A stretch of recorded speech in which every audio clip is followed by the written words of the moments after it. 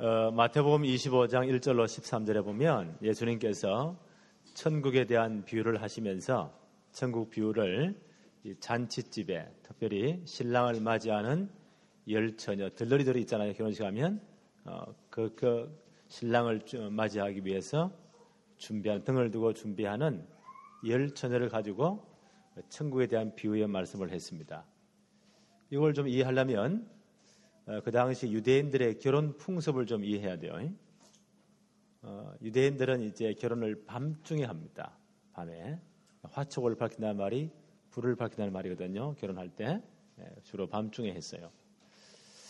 그런데 약혼한 신랑이 올 때에 친구들과 함께 결혼하기 위해서 신부집을 이렇게 오거든요.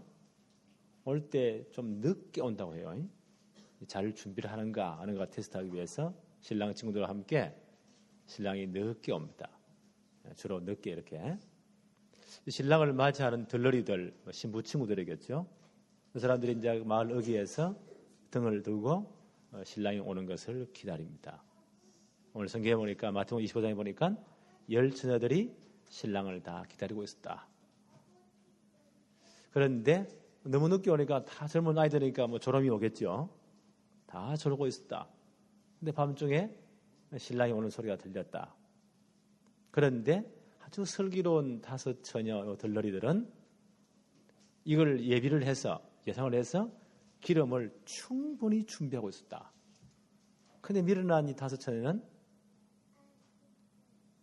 조금만 기름을 준비하고 기름을 충분히 준비하지 못했다.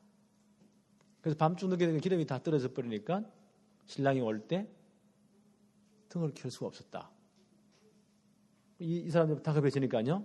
슬기로운 다섯 처녀에게 기름을 좀 빌려달라니까 우리도 석기에 부족하니까 차라리 저 가게에 가서 기름을 사오느라. 요 미련한 것들이 가고는 그 사이에 신랑은 도착했고 슬기로운 다섯 처녀가 등을 켜고 신랑을 안내해서 결혼식장 문이 닫혔다. 그 문을 굳게 닫는다고 해요. 그때는 도둑놈들이 또 강도떼가 많으니까 잔치집에 이렇게 습기가 많으니까 문을 굳게 닫고 잔치를 한다고 해요. 이 미련한 사람들이 다섯 처녀들이 기름 사서 와보니까 문은 다 닫혀버렸다. 앞만 두드리도요 강도 취급을 당하는 겁니다. 그래서 주님 오심도 그러하다. 늘 성령의 기름을 준비해라. 그런 말씀이거든요. 오늘 제목을 보니까 항상 보살펴야 할 등불, 황금 등대 우리 지난번에 생각했잖아요. 거기는 24시간 등불이 항상 불이 켜져야 됩니다. 이 성막에 대해서 다시 한번 더 복습하십시다. 그림을 한번 더 보십시다. 그림 한번 띄워주세요. 전체를. 불을 켜도 잘 보이시죠? 예. 이제는 머리에다 그려지죠? 요게 성막에 대한 성막에 대한 전체 모습입니다. 지금 하나님의 번제를 드리고 하나님이 임재하시는 상징으로 구름 기둥, 불 기둥이 이렇게 위에 머물러 있죠. 그 다음 그림 한번 봅시다. 요게 성막에 대한 모습입니다. 다 설명했습니다. 그 다음 봅시다. 덮개를 벗겨내면 요 앞에가 뭐라고요? 성소. 요 휘장 뒤에가 뭐요? 지성소. 요게 진설병상, 떡상이죠. 생명의 떡이신 그리스도를 예표합니다. 여기 6등에서 12등이 12지파를 상징하죠. 이 떡은 굉장히 크습니다. 지난번에 저희 아마 이만할 거예요. 이 6개 이렇게. 여기에 뭐라고요? 오늘 생각할 황금 등대. 등불을 늘 켜야 됩니다. 여기 뭐라고요? 앞으로 생각할 분향단, 향을 피우는 분향단. 항상 이게 이 성도의 기도를 상징합니다. 요 휘장을 열고 들어가면 지성소 안에 뭐가 있다고요? 언약궤, 법궤가 있습니다. 성막의 가장 중요한 부분이죠. 그 다음 그림 한번 봅시다. 평면도, 여기 동쪽이죠. 지난번에 성막 문과 울타리를 생각했어요. 그래서 울타리 안에 여기 성막들입니다. 그렇죠? 울타리는 여기에 20개, 10개 이렇게 해서 놋 기둥으로 둘러싸여 있죠. 세마포로 가지고 포장을 쳤습니다. 이것은 흰 세마포 그리스도의 피로 죄사함 받고 의롭다함을 받은 성도들의 모습입니다. 뺑 둘러서 교회를 구성한다고 했죠. 예. 그리고 성막의 문은 하나밖에 없어요. 예. 담치 놓으면 도둑놈이라 하나밖에 없어요. 이 문은 누구를 상징합니까? 구원의 문이신 그리스도를 상징해요. 예. 그래서 이 성막 포장은 한 바퀴 뺑 돌면 여기 오게 되어 있습니다. 교회는 뭐요? 교회와 성도의 사명은 그리스도에게로 그들을 안내해야 돼요. 그렇죠? 그게 우리의 중요한 사명입니다. 문은 하나밖에 없습니다. 그리스도 외에 다른 길이 없어요. 그런데 여기에 50규빗인데 20규빗이 문이에요. 이거보다 좀 더 크겠죠. 40%가 문이에요. 누구든지 올 수 있도록. 여기에 번제단, 다음에 제가 한번 생각했죠. 그리스도의 십자가를 상징합니다. 물두멍, 다음에 우리가 생각하겠습니다. 여기서 이제 지성소, 떡상, 황금 등대 봤죠. 분향단, 법궤 이렇게 이것이 성막입니다. 성전, 성막들 교회를 상징합니다. 그 다음 봅시다. 성막의 가장 중요한 핵심인 언약궤, 법궤 혹은 정극궤라 하죠. 그 중에 더 중요한 핵심이 뭐라고요? 언약궤 뚜껑이 속죄소입니다. 여기에 1년에 단 한 번 대속죄일 날 제사장들이 벌벌 떨며 들어가 짐승의 피를 여기에 뿌리고 그들과 모든 백성의 죄를 사함받습니다. 여기서 하나님을 만납니다. 하나님 여기서 그들에게 말씀하십니다. 여기 언약의 뚜껑이 뭐라고요? 속죄소. 그렇죠? 가장 중요한 부분입니다. 그 다음 봅시다. 아까 말씀드렸죠? 진설병상, 생명의 떡이신 그리스도를 상징합니다. 하나님의 말씀을 상징하기도 합니다. 그 다음 황금 등대, 금 한 달란트. 한 달란트가 몇 킬로라고요? 34.27kg. 이제 박사 다 됐네요. 이만큼 아는 교회가 없을걸요? 우리가 이렇게 수준이 높은 교회요. 이 금을 한 달란트를 다 쳐서 만들었습니다. 그 당시 애굽의 최고하는 국가였잖아요. 가장 앞선 국가니까 그 애굽이 금 세공술이 굉장히 뛰어나다고요. 전에 말씀드렸잖아요. 금을 가지고 실을 뽑는데 머리카락만큼의 가늘게 실을 뽑아서 이 옷감을 짤 정도니까 대단하죠. 그때 그 기술이. 그때 그 미라 보세요. 자, 지금 내장을 다 피를 다 내장을 드러내고 미라 만드는 게 몇 천년 전 지금도 보관되어 있잖아요. 대단한 일입니다. 예. 거기서 아마 다 이 기술을 배워나온 것 같아요. 예. 그리고 출애굽할 때 그들의 모든 가정에서 금은 보화 좋은 거 싹 다 가지고 나왔잖아요. 그 금을 가지고 이제 황금 등대를 쳐서 만들어라. 7개 여기에 주발이 있죠. 그래서 여기에 올리브유를 감람유라고 하죠. 그걸 부어서 이렇게 종일 불을 켜야 돼요. 그 지성소와 성소 안에 널판들이요. 조각목으로 해서 굉장히 5규빗이니까 2.5m 아니요. 그 전부 다 황금으로 입혔잖아요. 그러니까 이 불을 켜면 황금의 빛이 반사되어서 휘황찬란한 빛이 나는 겁니다. 그리스도의 영광의 광채입니다. 이 황금 등대는 생명의 빛 대신 그리스도를 상징해요. 오늘 찬양대가 참 우리 찬양 지휘자가 굉장히 성령님들 잘 받는 것 같아요. 생명의 빛이신 그리스도. 전 찬양 들으면서 막 가슴이 떨렸어요.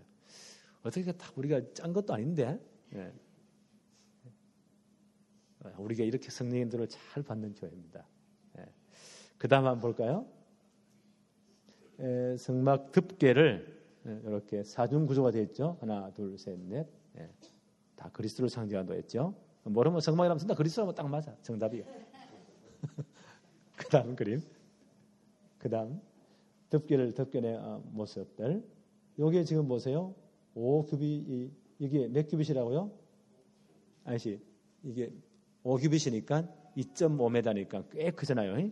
여기 20개 쫙 조각모로 황금을 다 입혔으니까 저 안에가 황금을 입혀서 얼마나 이 불을 켜고 휘황찬란하겠어요.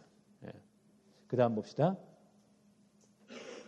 지성소로 갈라놓은 휘장. 이걸 천사들의 모습을 공교하게 수를 놓아서 이렇게 모습을 그려놨습니다. 그 다음 봅시다. 번제단, 지난번 생각했죠? 그리스도의 십자가를 상징한다고 했어요. 여기서 우리의 모든 저주가 끝난 겁니다.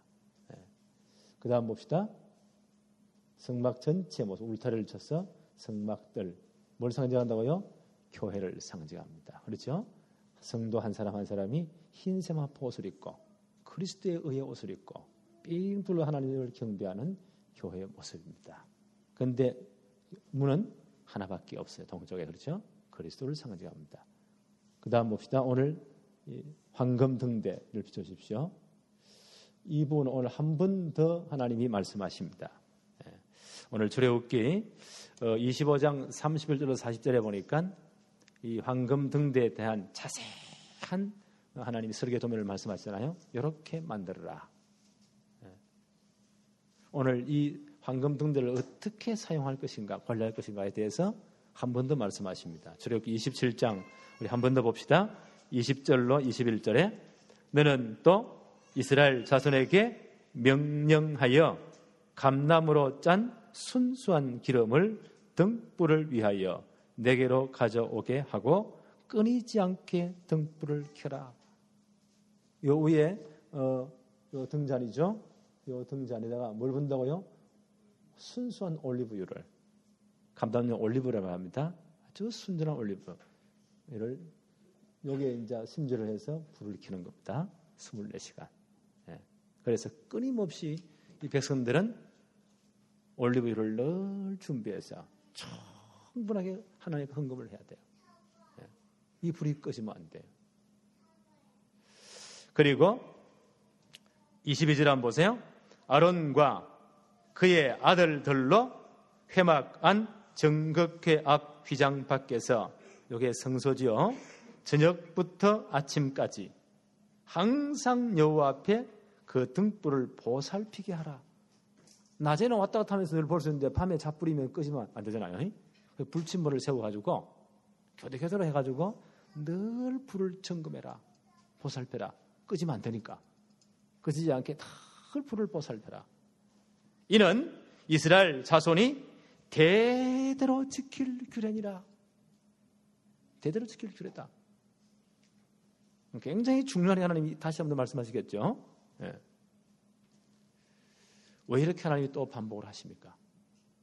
이 등잔대에 불을 불키는 것은 너무너무 중요하기 때문에. 백성들의 사명이 뭐라고요? 순수한 올리브유를, 감람유를 짜서 늘 하나님께 가져와야 돼요. 풍성히. 이 끊이면 안 돼요. 제사장들 아론과 아들들의 사명이 뭐라고요? 낮에는 늘 볼 수 있지만 밤에도 불침문을 세워가지고 이 불이 꺼지지 않도록 늘 점검을 해라. 항상 보살펴라.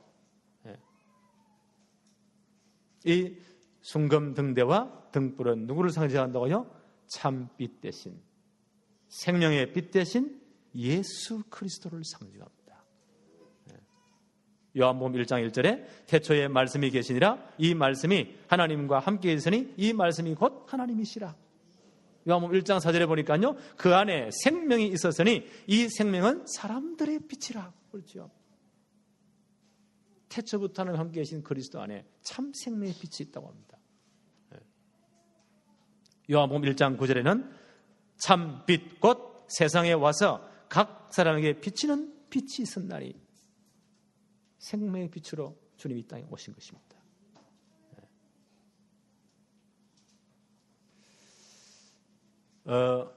창세기 1장 2절에 보니까요, 인간 창조 이전에 있었던 일입니다. 인간 창조에 있었던 일. 먼저 존재한 것이 있었죠. 흑암, 혼돈, 공허. 인간 창조 이전에 흑암, 혼돈, 공허 세력이, 그 배후 세력이 누구라고요? 사탄이 있었습니다. 거기에 보세요. 인간이 창조되자마자 창세기 3장 사건을 일으킵니다.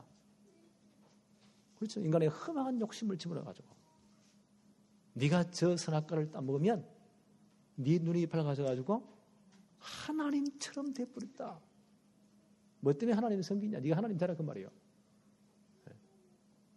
그러니까 하와 할머니가 그 선악과를 보니까 막 눈이 뒤집혀져가지고요, 보암직하고 먹음직하고 너무너무 탐스럽고, 이래서 하나님의 언약을 깨뜨리고 선악과를 따먹잖아요. 그게 창세기 3장 사건입니다.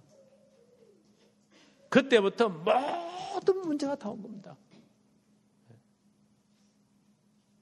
이걸 원죄라고 합니다. 이때부터 모든 아담의 후손은 로마서 3장 23절에 죄 가운데 이 원죄 속에 태어난 겁니다. 그래서 하나님의 영광에 이룰 수가 없다고 했습니다. 이때부터 모든 인간은 요한복음 8장 44절 너희 아비 마귀, 예수님이 그렇게 평가했잖아요. 거기에 그 인생 전체가 딱 잡혀 있습니다. 절대 못 빠져나와요. 그래서 히브리서 2장 15절에 죽기를 무수함으로 일평생 매어 총노릇해요. 그걸 운명이라 사주팔자라고 합니다. 어떻게 운명을 바꿉니까? 사주팔자 절대 못 바꿉니다. 그렇죠? 여기에 딱 잡혀 있습니다. 하나님이 이걸 미리 아시고요, 처음부터 이 문제를 해결할 길을 제시했습니다. 그래서 생명의 빛을 먼저 비추었습니다. 복음을 먼저 주셨습니다. 창세기 1장 3절에 하나님이 이러시되 빛이 있으라 하시니 빛이 있었고, 이 빛은 태양, 달 그런 빛이 아닙니다. 생명의 빛, 이 모든 흑암을 이길 생명의 빛을 먼저 비추었습니다. 그래서 인간이 타락하자 말자, 창세기 3장 사건에 넘어지자 말자, 창세기 3장 15절 하나님이 길을 제시했잖아요. 여자의 후손으로 이 모든 흑암 혼돈을 이길 그리스도를 보내겠다. 메시아를 보내겠다. 그가 오시면 너희를 넘어뜨린 사단의 권세를 완전히 박살낼 것이다. 이때부터 아담 가문에 뭘 주었습니까? 피제사를 허락하신 겁니다. 창세기 3장 21절 짐승을 피 흘려 죽이시고 그 피가 뚝 떨어지는 가죽을 벗겨서 옷을 지어 입히시고요, 피제사를 허락했습니다. 그 피제사 드리면서 오실 메시아 그리스도를 바라보아라. 하나님이 처음부터 복음을 살 길을 제시했습니다. 그래서 이 참 생명의 빛으로 그리스도가 이 땅에 오신 겁니다. 요한복음 1장 9절에 보니까 참 빛 곧 세상에 와서 각 사람에게 비추는 빛이 있었나니, 그 빛으로 오셨습니다. 그런데 요한복음 1장 11절에 자기 땅에 오매 자기 백성이 영접하지 아니하였으나, 이 생명의 빛을 영접하지 않았어요. 그래서 예수님 말씀하십니다. 요한복음 8장 11절에 예수께서 또 말씀하여 이르시되 나는 세상의 빛이니 나를 따르는 자는 어두움에 다니지 아니하고 생명의 빛을 얻으리라. 참 생명의 빛으로 주님이 이 땅에 오셨습니다. 그래서요, 이 성소 안에 있는 황금 등대 위에 등잔의 불을 절대 꺼지게 하면 안 돼요. 이 빛을 계속 밝혀야 돼요. 그래서 황금 등대는 누구를 상징한다고요? 등잔의 불은 참 생명의 빛 대신 그리스도를 상징합니다. 오늘 주님 말씀하셨잖아요. 나는 세상의 빛이다. 나를 따르는 자는 어두움에 다니지 아니하고 흑암 혼돈 공허에 잡히지 아니하고 생명의 빛을 얻을 것이다.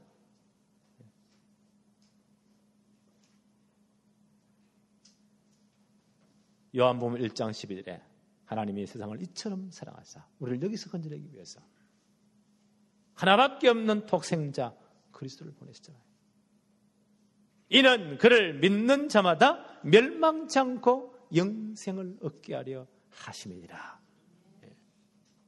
오늘 황금 등대와 그 위에 비치는 늘 비치는 등잔대의 불은 누구를 상징한다고요? 생명의 빛이신 모든 흑암 혼돈 공허에서 빠져나올 수 있는 생명의 빛 대신 그리스도를 상징합니다. 우리는 이 예수 그리스도를 영접함으로 하나님의 자녀가 되었고 생명의 빛 아래에 거하게 되었습니다. 그렇죠? 생명의 빛을 얻었습니다. 하나님의 자녀가 되었습니다. 그래서 불신자 하는 시간 6가지 상태 우리 완전히 해방돼 버렸습니다. 그렇잖아요. 그리고 신자가 누릴 7가지 축복 우리는 계속 누릴 수밖에 없습니다. 두 번째로 생명의 빛을 얻은 교회와 성도의 사명입니다.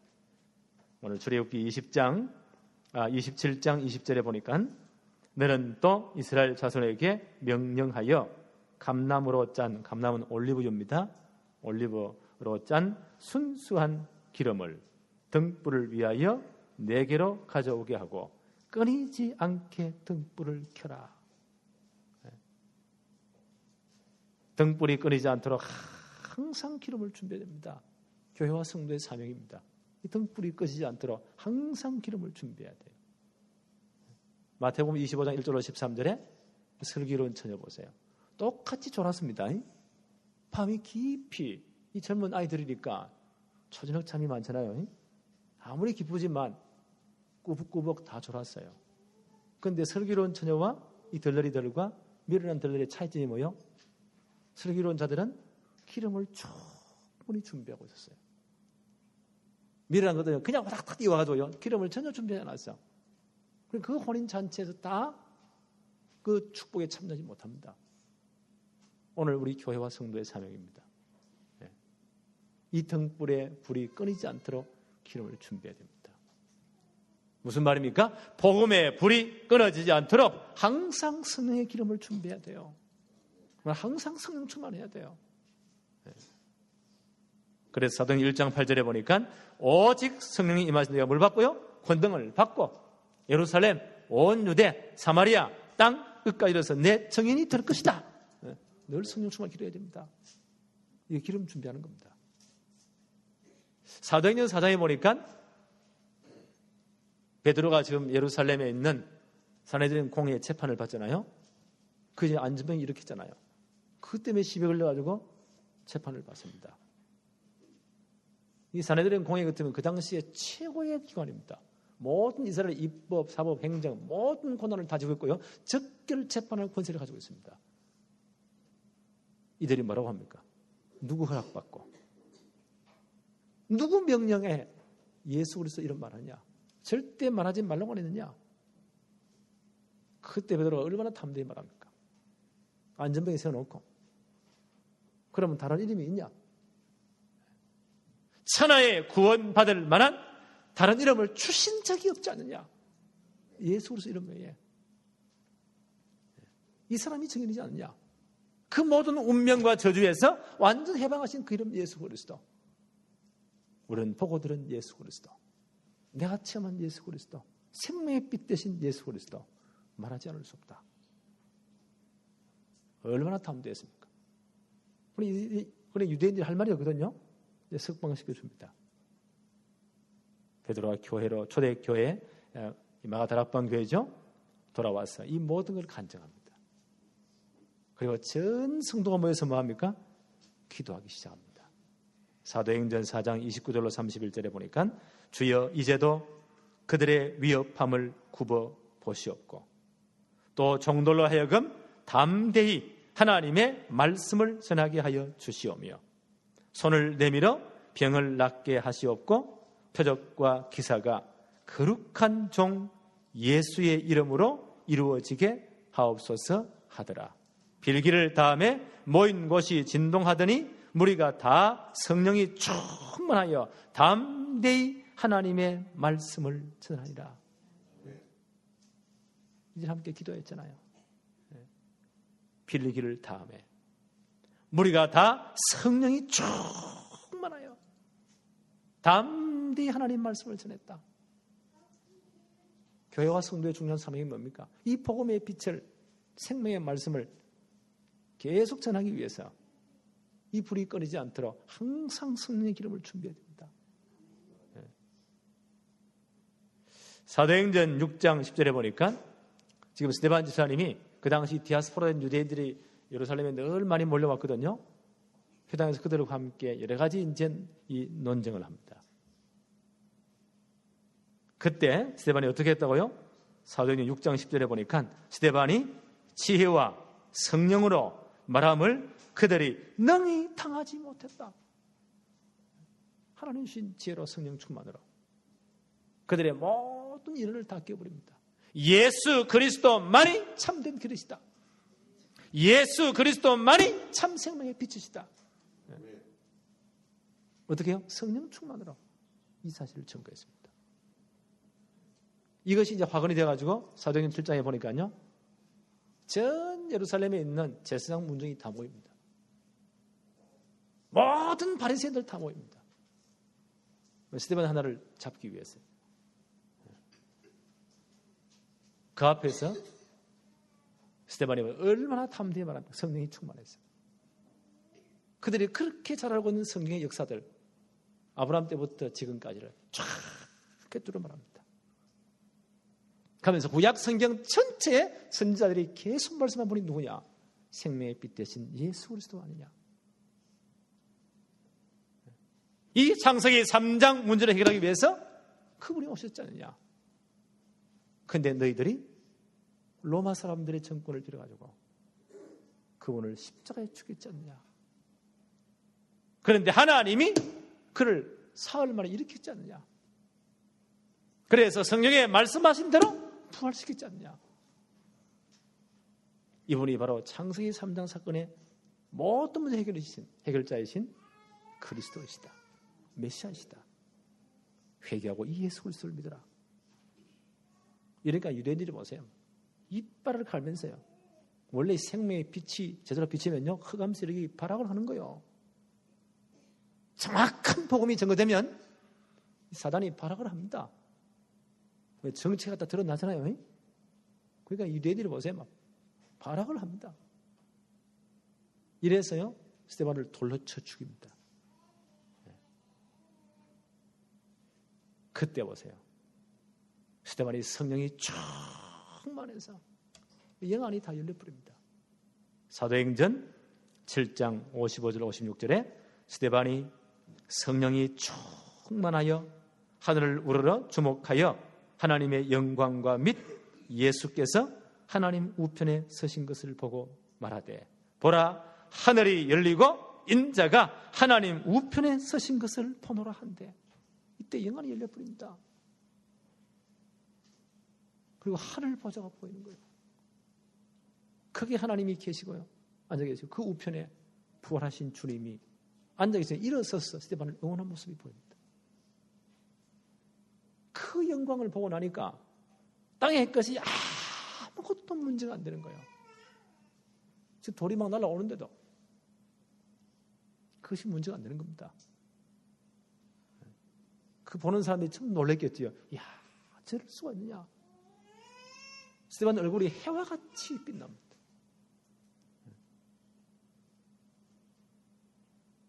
그러면서 마지막 돌에 맞아 죽어가면서 어떤 기도를 합니까? 사도행전 7장 59절 60절에 보니까 그들이 돌로 스데반을 치니 스데반이 부르짖어 이르되, 주 예수여, 내 영혼을 받으시옵소서 하고 무릎을 꿇고 크게 불러 이르되, 주여, 이 죄를 그들에게 돌리지 마옵소서. 이 말을 하고 자니라. 보세요. 얼마나 성령 충만한 가운데 그리고 우리 천사와 같아지고 있잖아요. 그러면서 하나님, 내 영혼을 부탁합니다. 저 돌로 치는 저들의 죄를 용서해 주십시오. 그들이 하는 것을 알지 못합니다. 이게 복음의 능력입니다. 그렇죠?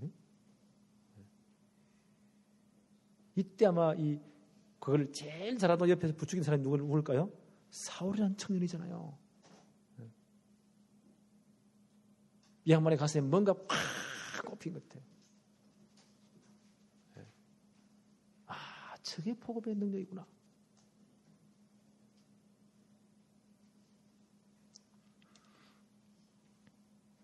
교회와 성도의 사명이 무엇입니까? 이 복음의 빛을 제대로 비춰야 돼요.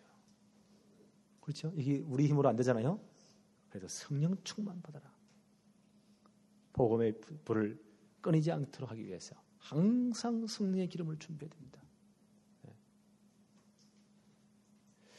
오늘 출애굽기 27장 21절에 아론과 그의 아들들로 회막 안 정거궤 앞 휘장 밖에서 저녁부터 아침까지. 정거궤에 있는 거는 지성소잖아요. 지성소 밖이 뭡니까? 성소입니다. 거기에 황금 등대가 있잖아요. 그래서 저녁부터 아침까지 항상 여호와 앞에 그 등불을 보살피게 하라. 이는 이스라엘 자손이 대대로 지킬 규례이니라. 너무너무 중요하기 때문에 이 불을 끄게 하면 안 돼요. 낮에는 너를 왔다 갔다 하니까 볼 수 있지만 밤에는 자버리면 안 되잖아요. 불침번을 세워서 끄지지 않도록 항상 보살펴라. 성경에 보니까 진짜 아름다운 사건 하나가 나옵니다. 우리 어린 사무엘 잘 알잖아요. 사무엘상 3장 1절에 3절에 보니까 이런 기록이 있습니다. 아이 사무엘이 엘리 앞에서 여호와를 섬길 때에는 여호와의 말씀이 희귀하여 이상이 흔히 보이지 않았더라. 엘리의 눈이 점점 어두워 가서 잘 보지 못하는 그때에 그가 자기 처소에 누웠고, 그 당시 대제사장 엘리는요, 이 등불 관리를 소홀히 했습니다. 하나님의 성막에 대한 이 모든 것을 소홀히 했습니다. 아들들은 우리말로 하면 개판 5분 전 완전 다 엉망이다. 이때 보세요. 철없는 아이 사무엘이 이걸 지금 지키고 있습니다. 이 성전을 지키고 이 지성소 안에 자고 있어요. 이 불이 꺼지지 않도록 불침번이 돼가지고 어른들은 다 자버렸는데 엘리 지상도 다 항아리에 자기 처에 누워 자는데 아들들 다 항아리에 다 가버리고 나시린 서원으로 난 사무엘이잖아요. 젖대자 성전에서 자라도록 했잖아요. 이 철없는 이 아이가 아까 우리 봤잖아요. 성소 안에 밤새도록 불이 꺼지면 안 되니까 불침번을 좀 서고 있는 겁니다. 자, 희한하죠? 그래서 뭐 랩런더밖에 소망이 없는 것 같아. 자세히 보니까요. 한번 보세요. 그렇게 걸어간 대상도 뭐 잡버리는데 이 철없는 아이가 지금 불침번을 서고 있어. 불이 꺼지면 안 되니까. 성경 한번 잘 보세요. 저는 이 사이에 제가 눈이 좀 크잖아요. 볼 때는 자세히 봅니다.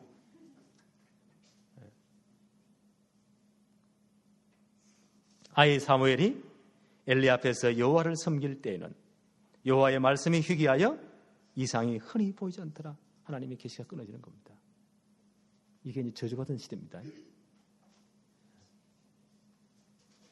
엘리의 눈이 점점 어두워가서 잘 보지 못하는 그때 육의 눈도 어두워져 영혼도 다 어두워지는 겁니다. 그때에 그가 자기 처소에 누웠고 하나님의 등불은 아직 꺼지지 아니하였으며 사무엘은 하나님의 궤에 있는 여호와의 전 안에 누웠더니 여기에 성소입니다. 거기서 뭐 했습니까? 누워 자는 게 아니고요. 불침번 쓰는 겁니다. 등불이 꺼지지 않도록 이 아이가 지금요. 어린 사무엘이 등불이 꺼지지 않도록 이걸 항상 밤새 보살피고 있는 겁니다. 이 사무엘에 의해서 보세요. 한 시대가 구원받습니다. 그렇죠? 그 타락된 사사시대를요 완전 마감하고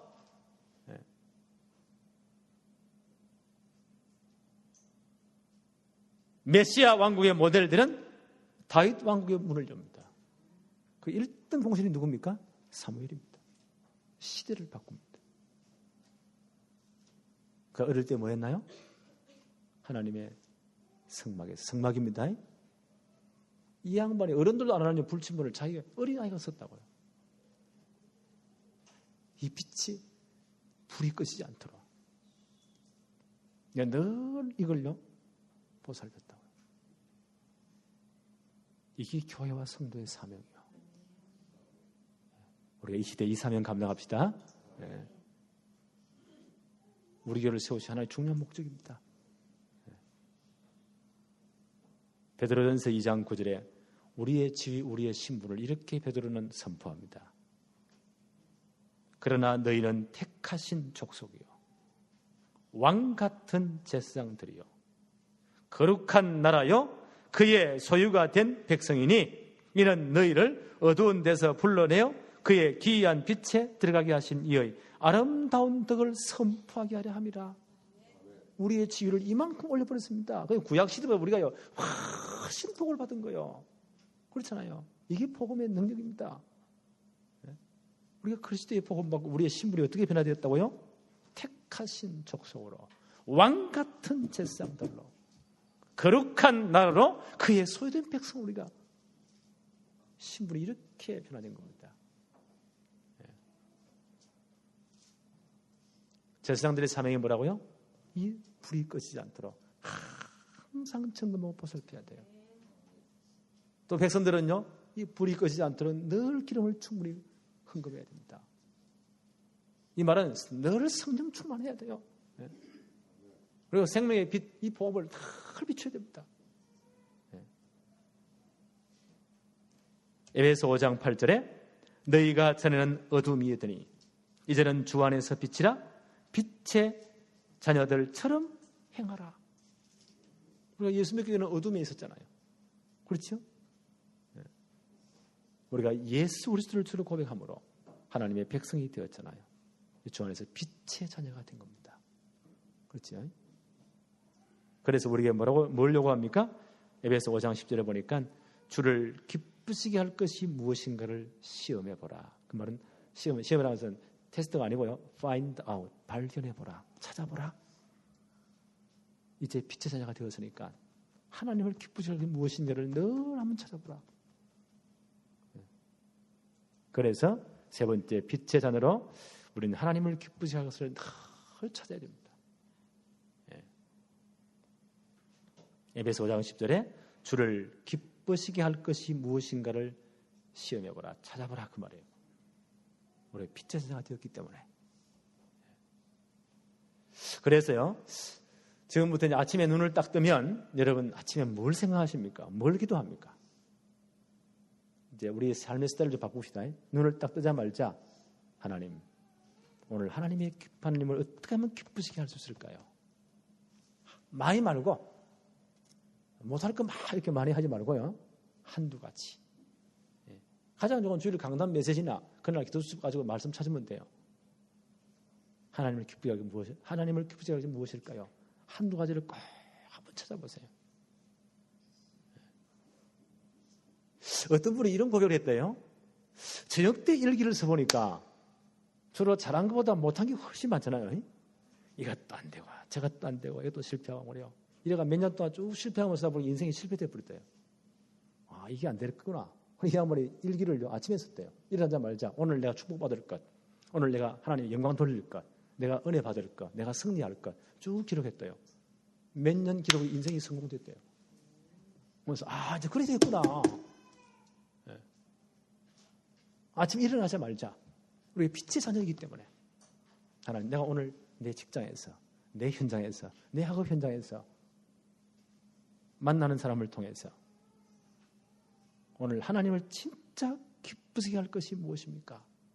한번 질문 한번 찾아보세요. 절대 많이 하지 말고 하루에 하나님은 2개 정도. 그렇죠? 이걸 계속 한번 실천해 보세요. 이게 빛을 발하는 겁니다.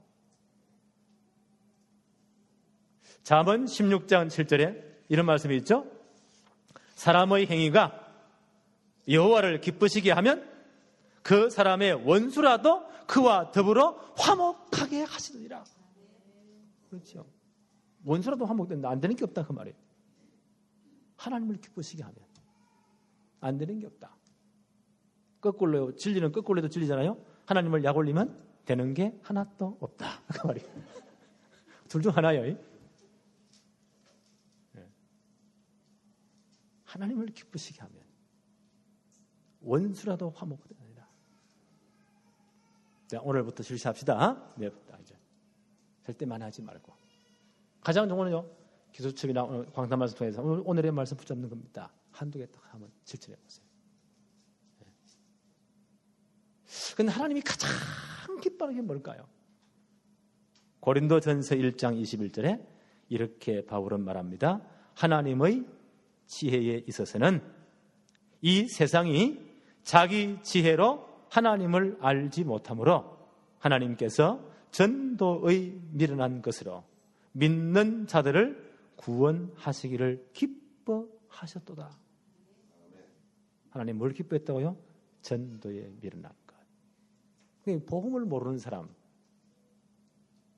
이 복음의 이 넓이와 깊이와 높이와 길이를 모르는 사람, 전도하는 게 제일 어리석게 보여요. 니나 잘하지. 근데 그렇지 않아요. 하나님의 지혜에 있어서는 이 세상이 자기 지혜로 하나님을 알지 못하므로 어떻게 알겠습니까?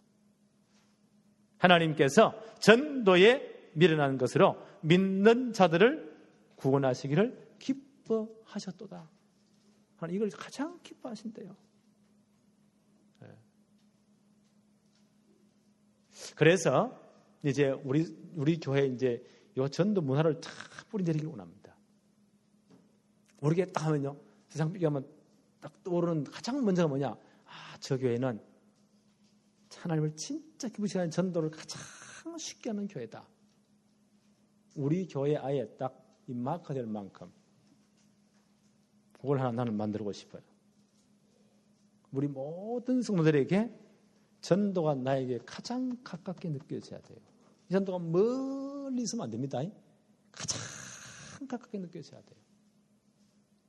그러면 가장 쉽게 전도를 접근해야 됩니다. 안 되는 건 말로 하려면 하나님은 우리가 너무 어려운 거 해가지고 반죽도로 만든 그런 못된 하나님입니까? 그렇지 않습니다. 하나님 우리 체질을 잘 아시잖아요. 그렇죠? 하나님 우리의 성품을, 하나님 우리를 너무너무 잘 아시잖아요. 그래서 이제 가장 쉽게 한번 접근해 봅시다. 우리 주위에 누가 있다고요? 사도행전 13장 48절 1348. 우리 주위에 누가 있다고요? 영생을 주시기로 작정된 자가 있습니다. 내가 설득식에 데려오는 게 아닙니다. 우리가 어떻게 사람을 꼬십니까? 우리가 보험에서 차렸습니까? 그것도 아니잖아요. 우리 주위에 누가 있다고요? 영생을 주시기로 하나님이 만세전부터 작정해 놓은 사람이 있습니다. 그 사람을 찾는 겁니다. 그래서 지금부터 지난번에 말씀드렸잖아요. 종이 하나 놔놓고 기도할 때 하나님 우리 마음과 생각을 지키잖아요. 기도할 때. 기도하면서 내 주위에 10분 이내에 늘 보는 사람들입니다. 가까이 있는 사람들이요. 생각하면 한번 기도해 보세요. 이 사람 가운데 하나님 백성인 사람이 누군가, 진짜 복음이 필요한 사람이 누군가를 기도하며 한번 해보세요. 내 마음에 부딪히는 분들이 있어요. 명단 한번 적어보세요. 30분 이내에 일주일에 한 두세 번 보는 사람이죠. 그런 분들을 얼굴을 이름 모르면 얼굴만 떠올려도 돼요. 옆집에 있는 아줌마라든지요, 슈퍼에 있는 아줌마라든지 등등 호르게 특징을 다 적어보세요. 마음에 부딪히는 분들 꽤 많이 나오겠죠. 그 다음에 1시간 이내에 있는 사람들, 그럼 한 달에 사람은 일주일에 한 분 볼까 말까? 이런 분들을요 생각하면, 기도하면서 하면 진짜 내 마음에 부딪히는 분들 한번 이름 적어보세요. 열어놓고 하루에 한 번 이상, 제가 늘 말씀드리잖아요. 기도로 하는 전도 신방. 우리가 막 다 찾아가려면 언제 다 찾아가면 시간도 없는데 기도로 신방을 하세요. 목사님 나는 너무 시간이 없는데요. 그럼 출석만 부르세요. 다 우리 그것도 기도예요. 그렇죠? 하루에 한 번 이상. 진짜 한번 기도해 보세요. 하나님은 정확한 시간표를 움직입니다. 골로새서 4장 2절 서열에 보니까 기도를 계속하고 기도에 감사함으로 껴있으라. 또한 우리를 위하여 기도하되 하나님이 전도할 문을 우리에게 열어주사 그리스도의 비밀을 말하게 하시기를 구해라. 그래야면 내가 마땅히 할 말로서 이 비밀을 나타낼 것이다. 담대히 보고 말할 것이다. 그래서 기도하는 겁니다. 저는 이걸요, 기도라는 전도 캠프다, 기도라는 전도 신방이다, 이건 할 수 있잖아요. 하나님 반드시 시간표로 움직입니다. 그럼 그 사람이 반드시 연락이 오거나 일이 생기거나 반드시 뭐가 터져요. 그때 하나님은 그 사람의 마음을요 갈급하게 만들어 놓습니다. 그때 복음을 또 말하는 겁니다. 이해하셨죠? 네. 그래서 저는 이제 333일 했는데요. 한 유모사님 그러셨잖아요. 300명 명단 적어봐라. 한 달 전부터 계속 메시지 계속 나옵니다. 나는 하나님의 음성으로 들었어요. 그러면 우리가 지금 살아온 가운데 많은 사람을 알고 있잖아요. 주로 내 주위에 10분 반경 이내에, 30분 반경, 1시간 반경 이내에 사람들 다 한번 적어보세요. 300명 다 채워야 되냐?